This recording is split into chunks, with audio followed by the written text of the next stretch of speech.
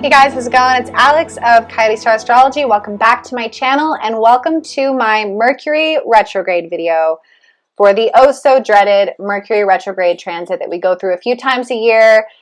This retrograde is in the sign of Pisces, and I know that many of you dread Mercury retrograde. They are associated with periods of negativity and communication issues, and that can be true, but the purpose of this video, I really want to give you a format and clear some things up because I think that there is unnecessary negativity put around this transit. They can bring things up. That is the purpose of them. It is a period where we want to slow down. We want to gather more information before we react. We want to become introspective. But within that process, and despite those things, there are so many lessons within these retrogrades. That is their purpose, and not a lot of people talk about that. So I want to give you guys a format that you can kind of add to your astrological knowledge that will help you approach these retrogrades in a different way that's a lot more positive. And in some cases, you may even begin to look forward to them. I do approach them that way. I look at my chart, I see where Mercury is going to be retrograding, and I realize as I approach these cycles that it is a time where I'm being asked to do some inner work. And I feel more prepared that way. I know that things are going to come up. I know the dates that they're probably going to start to come up, and I know how then to deal with these energies in a way that's a little bit more productive. The other way that I want to approach this, and the other reason that I'm approaching this, is that later this year on May 5th, we will have the nodes of the moon switch signs. Right now they're in Capricorn and Cancer. May 5th, they're going to switch to a south node in Sagittarius and a north node in Gemini. The reason that this is significant is that when the north node switches to Gemini, the ruler of the north node will be Mercury, which means that whatever Mercury is doing after May 5th is very significant because it serves as a tool to propel the collective towards the north node in Gemini, which means that the retrogrades of 2020 following May 5th are going to be very significant. So this retrograde and this video, it's kind of like, this can be like a little training ground, or I can give you a little lesson plan so that when the retrogrades later this year come, you feel more prepared and you can bring in all the benefits to these transits, because there are a lot of them. I know that I've helped many clients approach them that way, and I've gotten feedback of like, wow, I didn't know that these periods can bring so much clarity into my life and so much growth. So let's look at the chart and I will show you what I mean. So here's Mercury at 12 degrees. It is at a standstill. So it's doing what's called stationing. It's preparing to turn retrograde. So we have been in pre-shadow, meaning Mercury has been going through the degrees that it will pass through in its retrograde course since February 2nd. So Mercury has been in pre-shadow since February 2nd and is stationing on the 16th at around 5:30 p.m. Pacific Standard Time. So this pre-shadow period from February 2nd to February 15th is just as important as the other phases. We're going to be talking about 4 phases. We're going to be talking about pre-shadow, the actual retrograde station, the direct station, and then the post-shadow. So this is like a wave. There's phases, and each one adds a significant layer, as you'll see in a second, to this entire experience. So breaking this down and understanding the different phases is very important. So this pre-shadow phase, what is pre-shadow? Well, as I said, Mercury starts walking through the degrees that it will be retrograding through. So we start to see the themes emerge around what this particular retrograde is about for you. What are the lessons? What are the themes? What are the circumstances? So it might be helpful to take a minute and think about the last week and a half to 2 weeks, what's been coming up? What's been coming up for you? Any kind of confrontation, disagreement, insecurity, fear, anything that's been coming up is really important to look at. I like to journal all throughout Mercury retrograde, especially during pre-shadow and the actual retrograde day.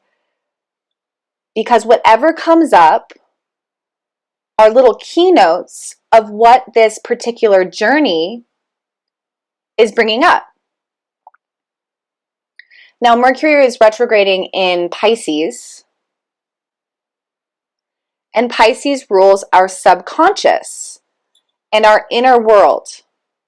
So when we have a retrograde in Pisces, this is like diving to the bottom of the ocean of our own minds, because Mercury rules the mind, and it brings to the surface things that are lurking in our subconscious that this transit is asking us to look at. And it's doing this so that we can evolve. Everything in astrology, every single thing that the planets are doing are not coincidental. It's not just happening for no reason. It's happening for our evolution. That's what astrology is. It's a tool for evolution. So when Mercury goes retrograde, and when it's retrograde in Pisces, it's a deep dive into our imagination. It rules the astral. It rules collective karma. And it's a deep dive into the space. So it can bring up deceptions and secrets, places where we've fallen into an illusion around a process in our life. It can definitely bring up fears. It can bring up addictions, as Pisces rules escapism, substance abuse issues for some. But when Pisces is retrograde, usually it brings up something that is not clear that needs to be made clear. So what a Mercury retrograde is really about is a need to slow down. And this whole process and its phases is the realization that there's a lesson here and we don't have all of the information yet. There's more to be revealed. And throughout the retrograde process, things are revealed to us. So let's continue through the phases. So pre-shadow, the themes start to trickle in. We start to see things emerge. Then Mercury actually stations retrograde. Again, that will happen on the 16th, around 5:30 p.m. Pacific Standard Time. So the 16th and the 17th, on the actual days of the retrograde station, are hugely important. So I'm getting this video out a little late, but it's just in time. So you may be watching this video the day of the retrograde. And if you are, my style would be to grab a piece of paper and write down all of the things that are coming up in your mind, questions, confusions, things that are uncomfortable,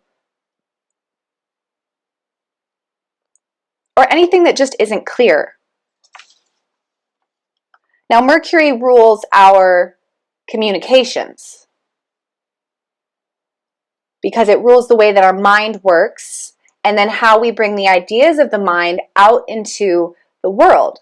So these are the conversations that we have and the mental gymnastics that one goes through before they say something. So for this reason, communications during this time can be tricky. And this is where that kind of classic Mercury retrograde, communications can be difficult, technology can glitch out, because technology is a communication system. It's kind of like the inner workings of the human brain. This circuit goes to this place. It's bringing a line, an electrical impulse to this location, which causes a reaction, etc. So When Mercury is retrograde, particularly in Pisces, which is a water sign, it's almost like our inner circuitry is waterlogged. Mercury is the messenger. So the messenger is in this stormy ocean and it's floating through this Neptunian sea of confusion. And water, the water element is emotions. So it's very emotional. And Pisces rules all that is formless. It's the dissolving of barriers. It's collective consciousness. So there's a lot of internal churning of these Neptunian seas that are bringing up a lot of emotional subject matter. So we can feel ungrounded. Our thoughts can feel slippery. We can feel kind of like we're swimming in an ocean of feeling. And on February 16th, February 17th, when Mercury retrogrades, you are going to be given a pretty clear indicator of what this retrograde course is about for you individually. Yes, we're all going through it, and we're all going through it in Pisces, but it's transiting a certain area of our charts differently and making aspects to specific planets in our chart differently. But the underlying theme is introspection, needing to go within and do some soul searching. And the cautionary element would be, if you can, and if you can use astrology as your guide, would be not react. Not yet, because we're just starting the journey. Now you can see when Mercury goes retrograde, it's going to be right there with Neptune, just a few degrees away, which isn't tremendously helpful because Neptune is the illusionist, the planet of confusion, and this kind of smoke and mirrors, very dreamy effect. So there is a pretty confusing element around this retrograde for that reason, because not only is it in Pisces where things can be really kind of confusing, but it's with Neptune.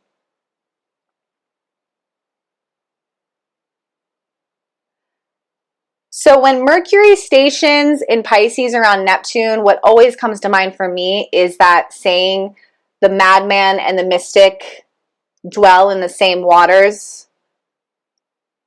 The madman drowns, but the mystic swims. That's kind of the element of this, is we're all kind of being tossed around in this collective emotional karmic soup right now.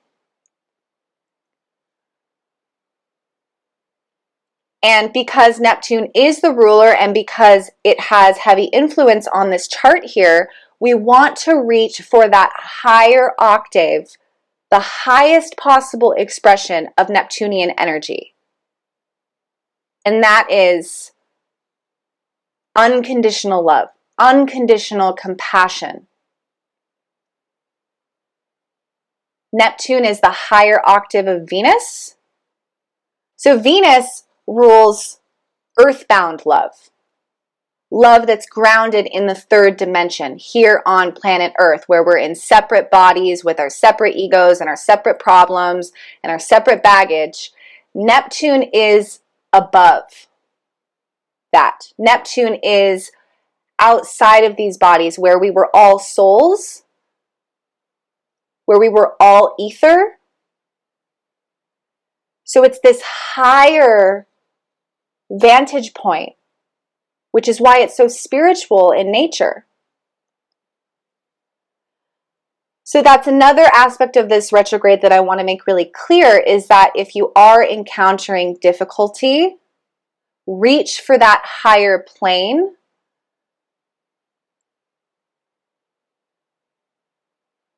That higher place that many of us will get to when we're ready to transition out of this lifeline, when we're getting ready to leave our bodies and we're wrapping up and we're tying up loose ends, and you realize, oh God, none of that should actually even matter. None of that little stuff that bothered me actually really mattered as much as I thought it did. Neptune allows us to access that place of wisdom, compassion, and unconditional love for all beings sooner. So I think that's the lifeline for this retrograde, and also noticing that Jupiter is forming a direct sextile with Neptune at this time. Jupiter is at 17 degrees, Neptune is at 17 degrees. This is fantastic because Jupiter in Capricorn is representing expansion and abundance in our long-term goals and our potential.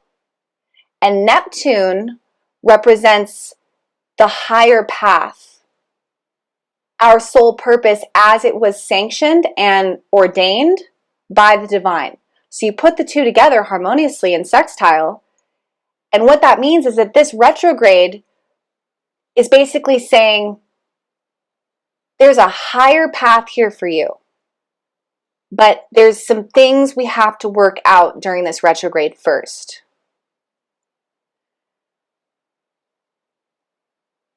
And we could see it as a challenge, but also an opportunity to approach this retrograde like eager students of our own evolution and say, okay, what do you got for me? What do I have to do? What do I have to look at? What more information do I need so that I can approach that goal or my highest self in the best way possible? Teach me. That's what a retrograde is within any planet. So let's move on. So Mercury continues on its course. And another important date that we really want to take note of is this one right here, February 25th. Now look at Mercury now. Mercury is at 6 degrees. The Sun is at 6 degrees. So those two planets are on their separate courses in the sky. They're going to cross one another, shake hands. Now I'll go to the next day. Boom. See, Mercury went across. And symbolically, this is a moment where the sun, or the light of the sun, illuminates the subconscious. Mercury in Pisces retrograde. So February 25th, February 26th, other keynote days to take advantage of, because you may receive illumination or clarity around something that has been brought up during this retrograde. Right, we're in the deep ocean, we're in the Neptunian ocean, where things are kind of dark and confusing. And there's the sun. It's like having a bright light to guide you for a moment on your journey, where you might go, oh, got it. There's a bit of information, or there's some insight that I can use on this little quest that we're on. So now we continue, and then Mercury goes back into Aquarius at 29 degrees Aquarius on March 4th. So on March 4th, the ruler of this retrograde transit changes from Neptune, the ruler of Pisces, to Uranus, the ruler of Aquarius. Neptune and Uranus are two of my favorite planets because we already discussed Neptune. Uranus is similar because it's the higher octave of Mercury. So again, Mercury is intelligence and information and communications on the earth plane. Uranus is intelligence and information from outside of Earth, beyond the celestial spheres. So Uranus rules transmissions, downloads, sudden bolts of insight, angelic communications, extraterrestrial communications. Mercury rules our mind down here, but Uranus is where we can get direct downloads from beyond human intelligence, from the Godhead that really pry open our third eye and bring in genius from beyond. So looking at Uranus now, what do we notice? Well, it's with Venus. And if we move ahead, we can see that Uranus and Venus come together in conjunction on March 7th. So when Venus is in Taurus, she's ruling our value systems and our ideas of right and wrong. But when she's with Uranus, Uranus is bringing about revolution of those opinions. And of course, there's heavy implication for relationships of all kinds because it's Venus. So having Venus and Uranus together puts our value systems and our current relationship structures kind of like in the electric chair, which sounds like a negative thing, but let's call it an electric chair of new, profound, and revolutionary insights that are going to bring not only our value systems, but our relationships to that next level. So March 7th, that element comes into play to this retrograde. And then if we go forward, we see that on March 10th, Mercury goes direct while Venus and Uranus are together. So, third phase, Mercury direct. Big moment, because this is where all of the insights that we've been collecting on this journey get the green light to move forward. And we really feel this. When Mercury goes direct, it manifests in a couple different ways. We can either receive an answer we were looking for, we can see a door open, we can have an opportunity that was hidden from view in this kind of Neptunian phase suddenly become clear.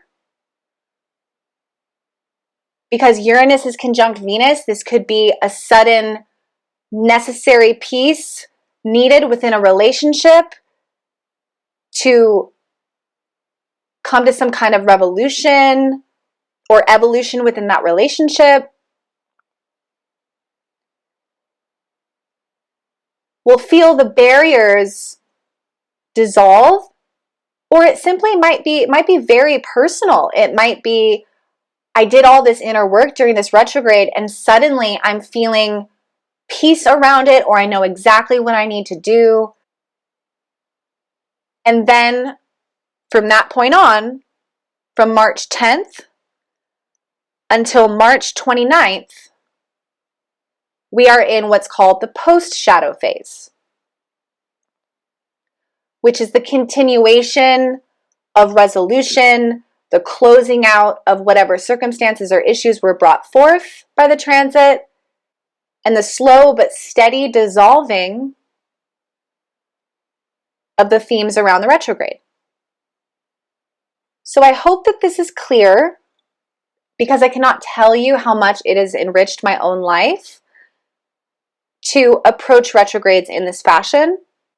I want to really settle and right the rumors around retrogrades being these hairbringers of chaos and negativity, because they're not.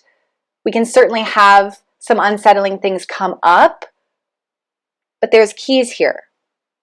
So let's briefly also look at the nodal switch that I discussed in the beginning, because this is important.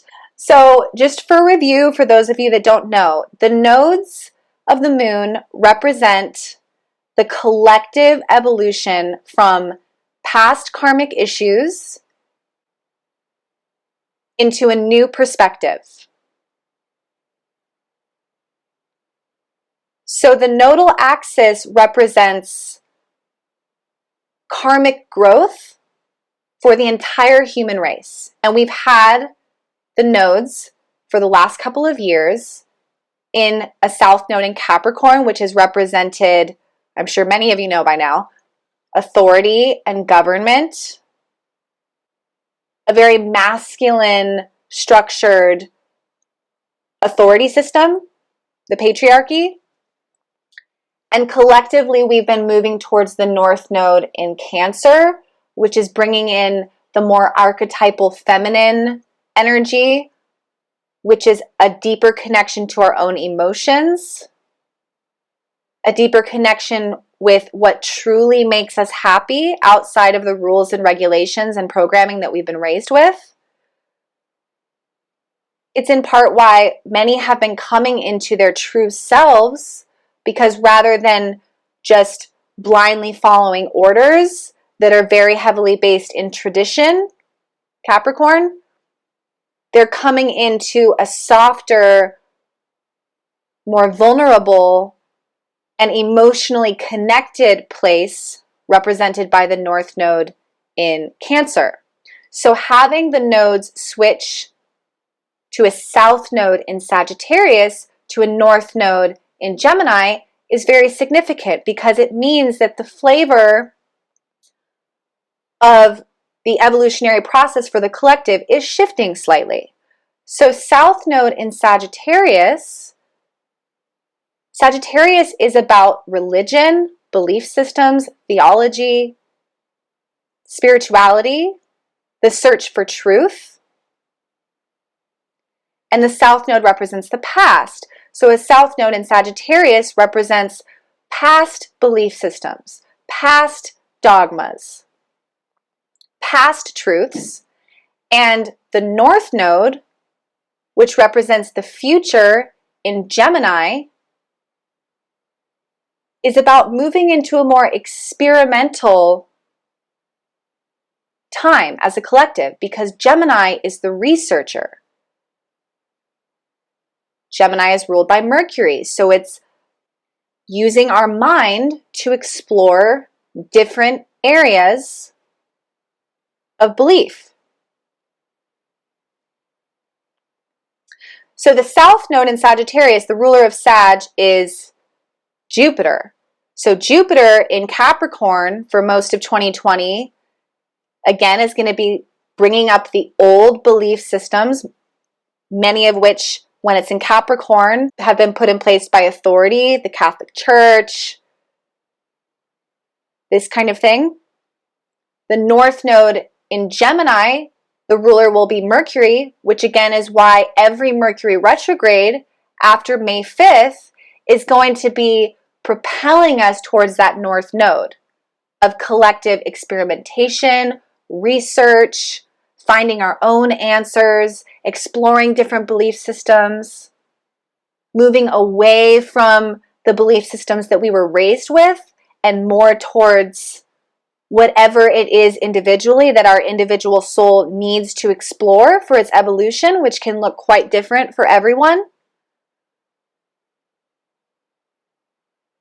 But the binding theme will be, I need to explore a little more outside of what my current beliefs are.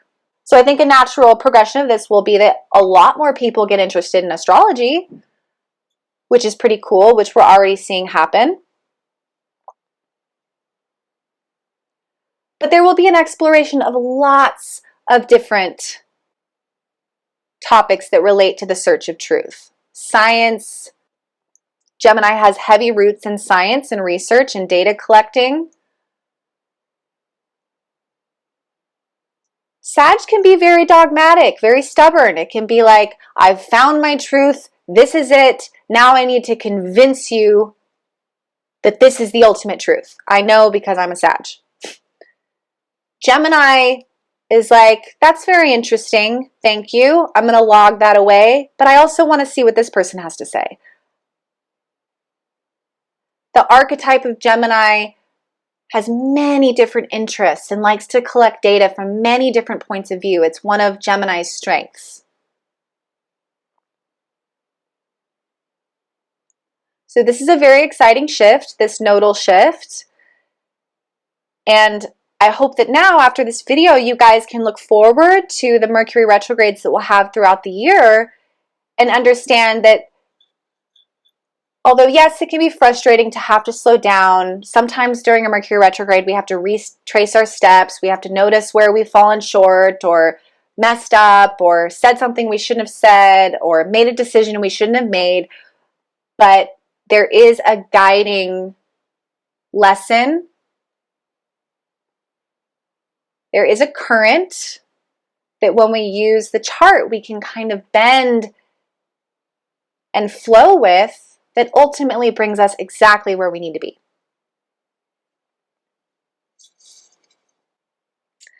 All right, you guys, thank you so much for tuning in. I hope that this video was helpful.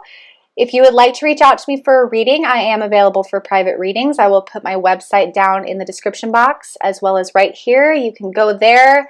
You can read about what I offer. If you click on book a reading, I have the information there as well as an icon that you can click on to contact me and we can set something up. If you've enjoyed this video, please do give it a like and a share. I really appreciate it. And I will see you guys in the next video for our new moon in Pisces. All right, you guys, talk to you soon.